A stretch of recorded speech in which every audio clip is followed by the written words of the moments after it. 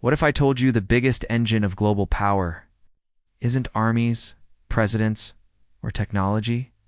What if the real force shaping who rises and who collapses is something you never see, never vote for, and never hear discussed honestly? A mechanism so quiet, so deeply woven into every nation on earth, that it operates in plain sight, yet almost no one understands how it works. Because what if poverty isn't always an accident? What if the wealth of powerful empires isn't just earned through innovation or strength, but engineered through a system designed to extract value from weaker nations, generation after generation? Today we're going to uncover the silent mechanism that keeps nations poor and empires rich, a mechanism that moves trillions without making a sound, one that turns national debts into global chains, one that decides which countries become financial superpowers and which remain trapped in permanent dependency. But before we reveal it, we need to rewind. Because this mechanism didn't appear overnight. It has origins, a rise, a breaking point, and a modern reincarnation more powerful than ever. And by the end of this video, you'll see exactly how it affects your life, your savings, your job, and your future. Let's begin. Setting the stage, the world before the mechanism. To understand the system we live in now, you need to imagine the world before global finance existed. A world where wealth wasn't numbers on a screen, but things. Gold, land, grain, trade routes, human labor. Nations became rich by controlling physical resources. Empires rose through war, minerals, and colonies. But as commerce expanded, physical wealth became too heavy, too slow, too limited. You couldn't build a global empire carrying gold on horseback. You needed something lighter, an abstraction that could travel across oceans, governments, and cultures. And so, during the 1600s and 1700s, something new emerged: debt. As a product, not just loans, not just IOUs, but debt as a tool, a way to shape nations without ever stepping foot in them. It began with a dangerous idea. If a nation can be persuaded to borrow money, it becomes dependent on whoever controls the debt.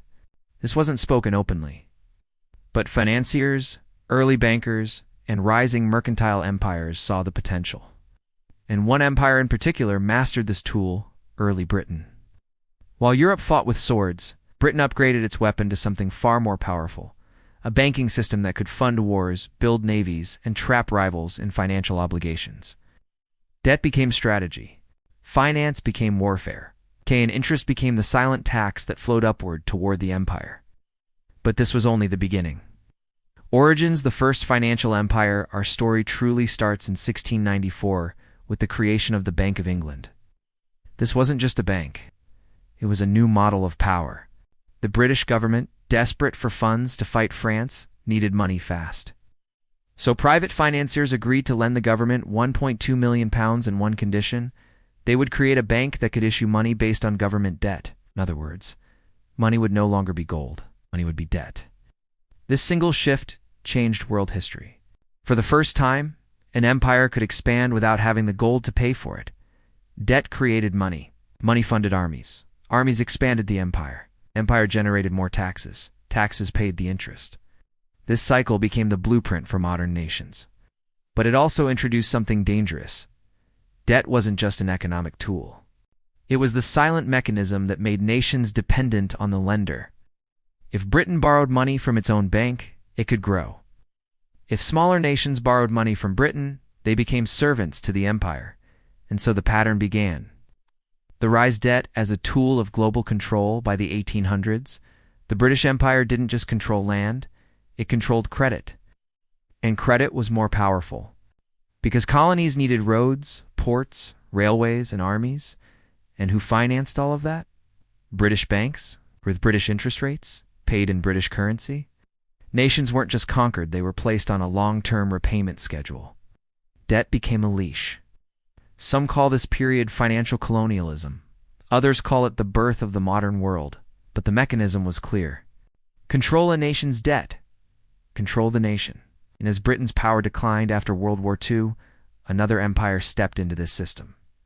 Not with battleships, not with colonies, but with a currency that would become the foundation of global debt: the US dollar.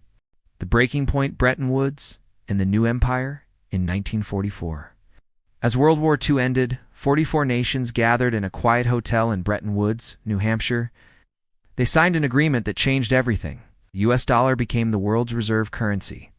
Oil, trade, commodities, everything would be priced in dollars. But here's the hidden twist. To get dollars, nations needed to borrow them from the United States or US-backed institutions.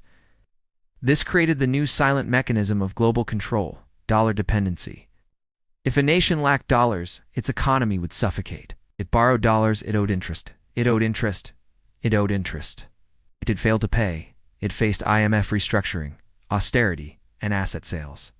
The mechanism was brilliant in its simplicity. The US creates dollars. Other nations must borrow those dollars. Debt grows faster than economies.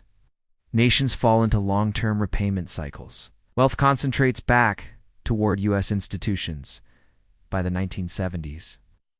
After the US ended the gold standard, the system became even more powerful. Money could now be created without limit. Debt could expand forever. The mechanism was complete. But then came the consequences. Fallout the debt trap era starting in the 1980s, dozens of nations Latin America, Africa, Asia became trapped in a pattern. Borrow gives pay interest, gives borrow again, gives cut spending, gives borrow again. Why? Because interest payments grew faster than national income. Countries like Brazil, Argentina, Mexico, Zambia, and Kenya began paying more in interest than they spent on. Schools, healthcare infrastructure, entire nations became interest machines, sending wealth back to creditor countries. A Zambian economist once said, "We send $3 billion in interest payments each year on loans we've already repaid twice, and yet the debt remained." Because that's the nature of the mechanism. Debt is designed to never fully disappear. Instead, it becomes a permanent financial umbilical cord, connecting poor nations to wealthy empires. But this wasn't just happening to poor nations. Developed countries were expanding their own debts at record levels. The system had gone global and unstoppable. Failed fixes why every attempt breaks down. Governments tried everything: austerity, privatization, currency, devaluation, debt restructuring, bailouts, but none of it worked. Why? Because the mechanism creates a paradox. A nation must take on debt to grow. But the more it grows, the more debt it needs to survive. Growth requires borrowing. Borrowing requires repayment. Repayment requires more borrowing. It's an infinite loop. Even wealthy nations like the US, Japan, Italy, and France rely on constant debt expansion. Japan's debt is over 250% of its GDP. The US adds $1 trillion of new debt every 100 days. Italy and France cannot service their debt without new borrowing. This is not a bug. It's the mechanism working exactly as designed. Debt has become the lifeblood of the global economy. Without it, the system collapses. With too much of it, nations collapse. This is why it's silent. It doesn't explode all at once. It drains, slowly, endlessly. A quiet machine that keeps rich nations dominant and poor nations dependent. Modern parallels the system today. Let's connect this to the world right now. Today, total global debt is over $315 trillion, more than 3x the size of the global economy. But here's the part almost no one talks about. Over 60% of global debt is still denominated in US dollars. This means countries must earn dollars. To earn dollars, they must export. They cannot export enough, they must borrow more. And to borrow more, they must accept interest rates they can't control. Ow. This is why emerging nations panic when the US raises interest rates. Ow. When the US raises rates by 1%, dozens of countries see their debt payments explode. Some analysts call it financial shock therapy. Others call it modern imperialism. But the mechanism is the same as 200 years ago. Debt flows upward. From poorer nations gives to financial centers. From citizens gives to central banks. From taxpayers gives to bondholders. From the world gives to the empire that issues the global currency. Even China, now rising as a financial power, uses the exact same mechanism to control African and Asian nations through infrastructure loans and trade deficits. Every empire eventually adopts the mechanism, because it's the most powerful tool ever invented. It's not by generals, not by presidents, but by accountants. 3 clear takeaways. 1. Debt is the true currency of global power. Nations don't rise because they innovate. They rise because they can issue the money others must borrow. 2. Poverty is often engineered, not accidental. When interest rates rise globally, it's not a natural disaster. It's a transfer of wealth from the weak to the strong. 3. The mechanism is silent because it hides in plain sight. It appears technical, mathematical, and boring exactly so that it can operate without resistance. Final warning, open-ended thought. Every empire in history believed its financial mechanisms would last forever. But systems built on infinite debt eventually hit a wall. The question isn't whether this mechanism will break, it's which nation breaks first, and what rises after the collapse. History suggests that when financial empires fall, they don't fade quietly. They fall suddenly. They fall violently. They fall when confidence runs out. And when this system breaks, it won't just change economies, it will reshape the world. If you want to understand the hidden forces shaping global wealth, power, and collapse, subscribe now. Because the next video might reveal the very mechanism that affects your savings, your future, and your nation. And trust me, this story is only getting started.